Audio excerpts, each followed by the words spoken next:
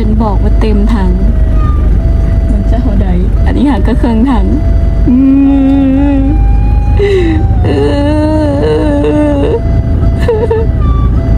เงินเดือนของฉัน ยังบ่หยุดอีก2 ล้านบ่อยู่ละมั้งเนี่ยพี่น้องเดี๋ยวเราไปเบิ่งคลิปคนลาวแชร์ประสบการณ์การเติมน้ำมันเต็มถังอยู่ประเทศลาวสิราคาเท่าใดเนาะพี่น้องแต่บอกไว้เลยว่าเงินเดือนทั้งเดือนน่ะเกือบบ่พอพี่น้องเนาะล่าสุดพี่น้องสละไปเติมน้ำมันมาเนาะพี่น้องลิตรละ49,000 กีบเนาะพี่น้องมีกว่าอีกเด้แต่สละตีเลขกลมๆไว้เลยว่า49,000 กีบเนาะพี่น้อง49,000 กีบนี่คิดเป็นเงินบาทไทยเด้อพี่น้องสละสิหารให้พี่น้องเบิ่งสบายดีพี่น้องสวัสดีค่ะพี่น้องจ๋ามื้อนี้มาพบกับช่องสาวละชาแนลอีกแล้วเด้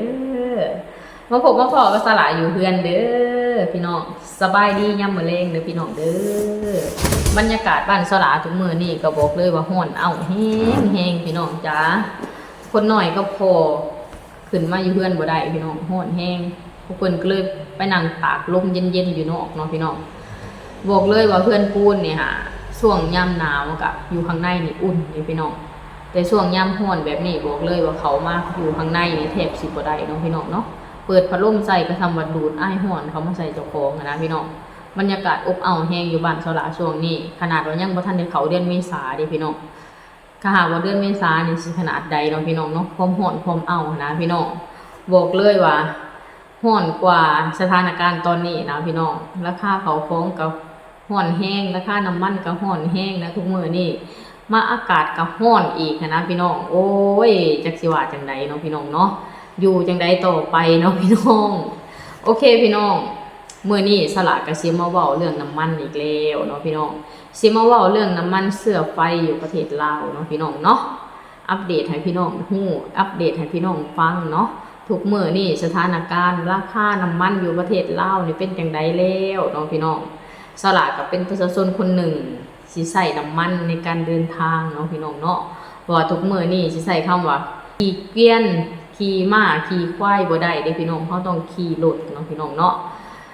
รถก็ต้องมีน้ำมันเด้พี่น้องถ้าหากบ่มีน้ำมันรถก็บ่สามารถพาเฮาไปไสได้เนาะพี่น้องเนาะสละก็เลยสิมาอัปเดตให้พี่น้องฟังนะทุกมื้อนี้ราคาน้ำมันอยู่ประเทศลาวเป็นจังไดแน่เนาะพี่น้องเนาะสละก็ไปเติมมา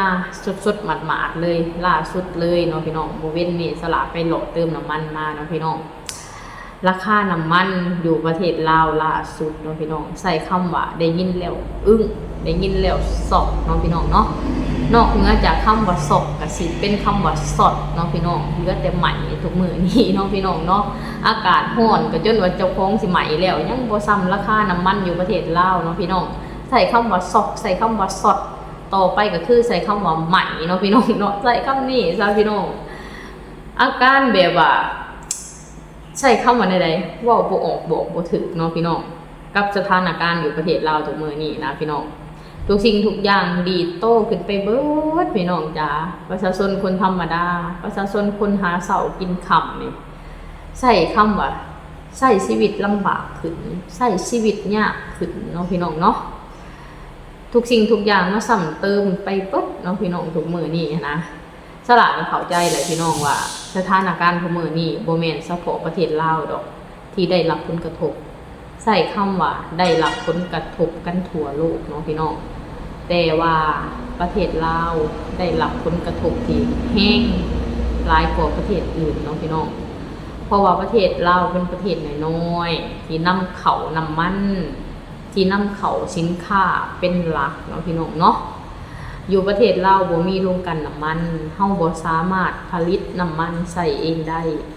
เฮาจำเป็นต้องนำเข้าจากประเทศไทยแล้วก็ประเทศอ้อมข้างเนาะพี่น้องถ้าหากเฮาบ่นำเข้าเฮาบ่มีน้ำมันใส่แน่นอนเนาะพี่น้องเนาะราคาสินค้าบางอย่างก็ดีดโตขึ้นก็ย้อนว่าเฮานำเข้าเนาะพี่น้องเนาะใช้คำว่าอยู่ประเทศลาวนี่ค่ะนำเข้าหลายกว่าผลิตเองนะพี่น้อง เวลาสงครามเกิดหรือว่ามีผลกระทบอีหยังก็ตามประเทศลาวสิได้รับผลกระทบหลายกว่าประเทศอื่นแบบหลีกเลี่ยงบ่ได้เนาะพี่น้องเนาะล่าสุดพี่น้องสละไปเติมน้ำมันมาเนาะพี่น้องลิตรละ 49,000 กีบเนาะพี่น้องมีกว่าเด้แต่สละตีเลขกลมๆไว้เลยว่า 49,000 กีบเนาะพี่น้อง 49,000 กีบนี่คิดเป็นเงินบาทไทยเด้อพี่น้องสละสิหารให้พี่น้องเบิ่งว่าเป็นเงินบาทไทยเท่าใดเนาะพี่น้อง 49,000 กีบหารเป็นเงินบาทไทยพี่น้องเมื่อนี่สละไล่เลท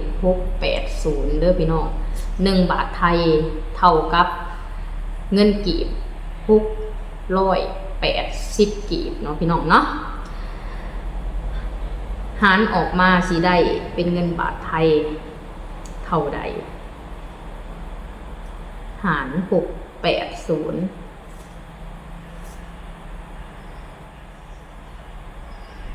นี่พี่น้อง72 บาทพี่น้อง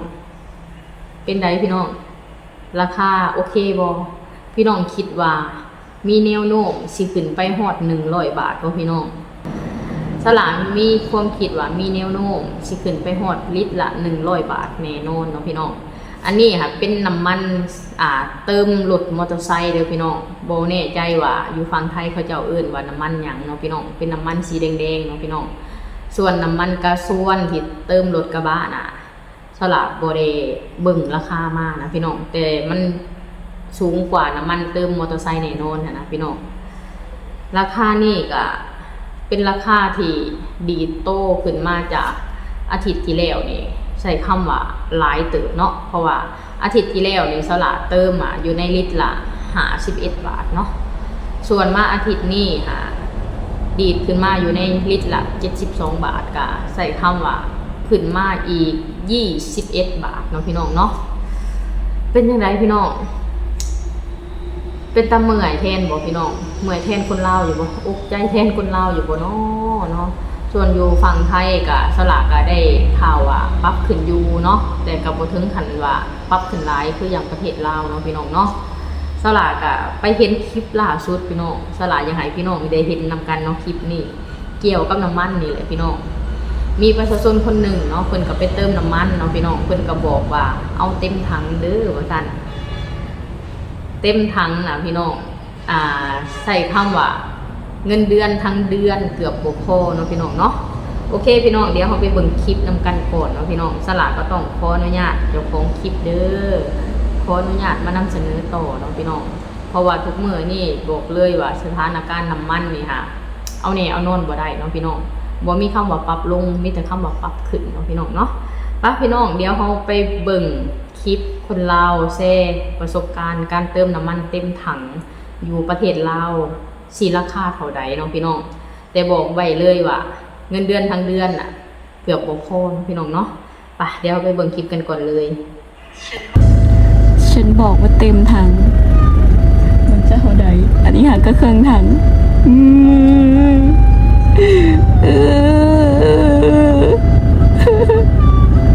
เงินเดือนของฉัน ยังบ่หยุดอีก2 ล้านบ่อยู่ละมั้งเนี่ยเต็มถัง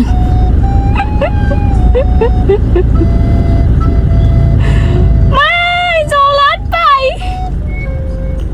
2 ล้านบ่อยู่คุณน้าเติมน้ำมันนี่ได้2 ล้าน 2 2 ล้าน 3 2 ล้าน 5หยุดเขากับ2 ล้าน 4 2 ล้าน 4โอเค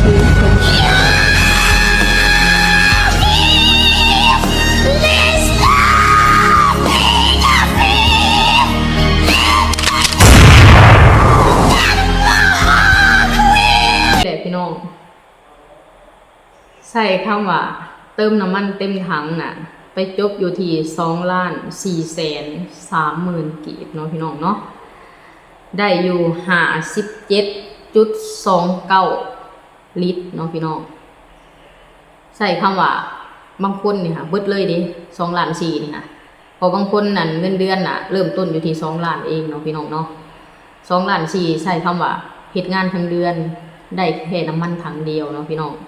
เจ้าของคลิปก็บอกเลยบ่จักจะหัวบ่จักยังไหเนาะพี่น้องใส่คำว่าเงินเดือนชานหมดไปแล้วว่าซั่นแค่น้ำมันเติมแค่น้ำมันเต็มถังนะพี่น้องใส่คำว่าเงินทั้งเดือนน่ะเกือบบ่พอเนาะพี่น้องสถานการณ์ล่าสุดอยู่ประเทศลาวถึงขนาดนี้เลยเด้พี่น้องถึงใส่คำว่าใช้ชีวิตต่อไปแบบใดเนาะคนที่หาเช้ากินค่ำคนที่แบบว่าทุกข์ยากอยู่แล้วก็ใช้คำว่าแฮงซ้ำเติมความทุกข์ลงไปอีกเนาะพี่น้อง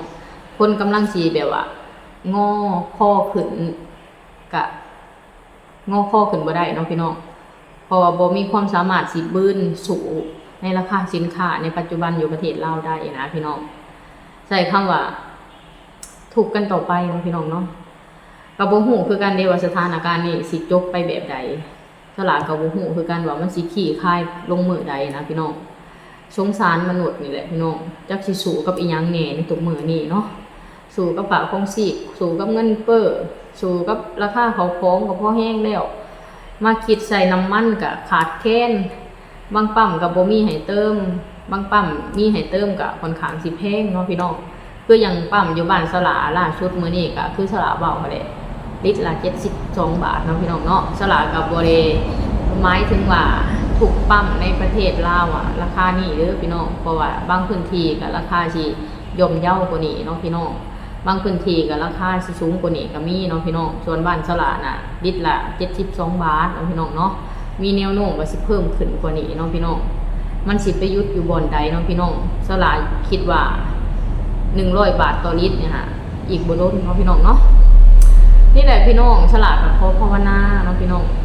ขอให้ขี้คายลงไวๆเนี่ยกว่าสถานการณ์แบบว่าเมื่อยเด้จะกิสู้กับอีหยังแน่เนาะพี่น้องเนาะ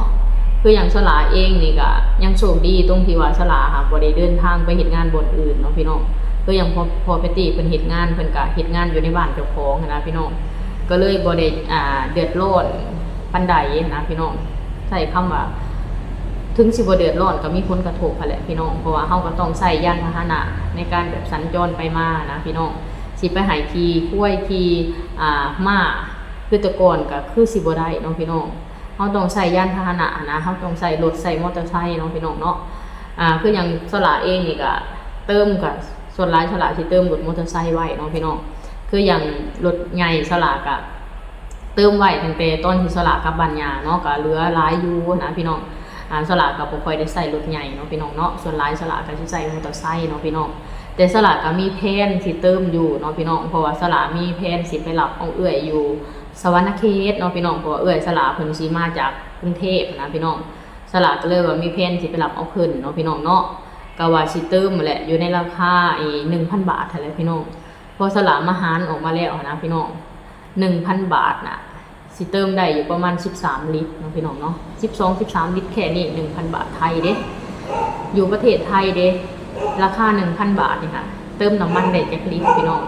ส่วนบ้านเซาหลาค่ะนะพี่น้องถ้าหาว่าคิดใช้ในราคาปัจจุบันน่ะ 1,000 บาทค่ะเติมได้อยู่ประมาณ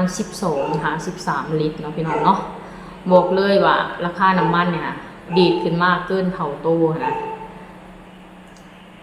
จุกเนาะพี่น้องใส่คำว่าจุกใส่คำว่าสิว่าแนวใดนะพี่น้องสลากะขอภาวนาให้ทุกสิ่งทุกอย่างขี้คายลงแล้วก็ขอให้มาอยู่ในสภาพปกติไวๆเนาะพี่น้องเนาะต้องใส่คำว่าสู้ต่อไปเนาะพี่น้องเนาะสู้บ่ไหวก็ต้องสู้แหละพี่น้องสู้จนกว่าสิสู้บ่ไหวเนาะพี่น้องเนาะสถานการณ์ก็สิเป็นแบบใดต่อไปเฮาก็ต้องสู้เนาะพี่น้องเฮาก็ได้แค่หวังแล้วก็ภาวนาให้ทุกสิ่งทุกอย่างขี้คายลงมาอยู่ในสถานการณ์ปกติไวๆเนาะพี่น้องเนาะโอเคพี่น้องสำหรับคลิปนี้ฉลาดก็มาอัปเดตราคาน้ำมันให้พี่น้องเบิ่งเนาะว่าอยู่บ้านฉลาดประมาณนี้เนาะพี่น้องเนาะส่วนคลิปนี้ฉลาดก็สิขอจบคลิปกันสำนี้ก่อนเด้อขอให้พี่น้องทุกคนกดไลค์กดแชร์กดติดตามให้ฉลาดในเด้อสบายดีสวัสดีค่ะ